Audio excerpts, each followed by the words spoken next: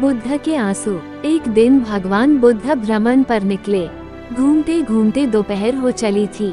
वे थक चुके थे। पास ही आम का एक बाग था। वे वहां चले गए। बाग में लगे पेड़ आमों से लदे हुए थे। कई आम नीचे गिरे हुए थे। महात्मा बुद्ध को तब तक भूख लगाई थी। वे पेड़ के नीचे गिरे आमों को उठाकर खाने लगे।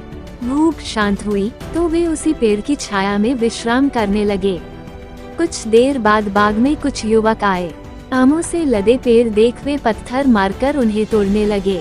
वे इस बात से अनभिज्ञ थे कि उसी पेड़ के दूसरी ओर बुद्ध विश्राम कर रहे हैं।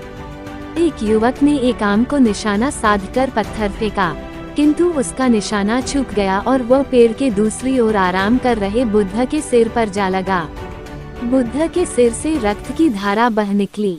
अनहोनी की आशंका से तुरंत वे सभी युवक पेड़ की दूसरी ओर गए।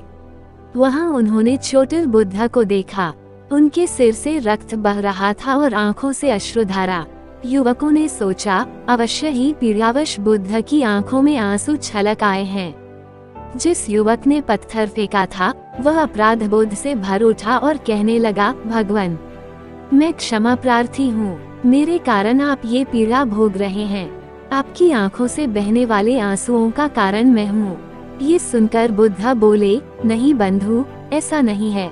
मैं सोच रहा हूँ कि तुमने आम के पेड़ पर पत्थर मारा तो बदले में उसने तुम्हें मीठे फल दिए, किंतु जब तुमने मुझे पत्थर मारा तो मैं बदले में तुम्हें क्या दे रहा हूँ, भय और अपराध बोध। यही विचार मेरी आंखों में आंसुओं का कारण है।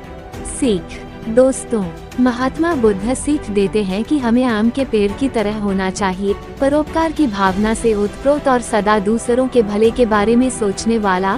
फिर चाहे दूसरे हमारे बारे में जो भी सोचे या हमसे जैसा भी व्यवहार करें, मन में दूसरों के प्रति कटुता की भावना लाकर हम अपना मन मलिन कर लेंगे और मन की शांति खो देंगे।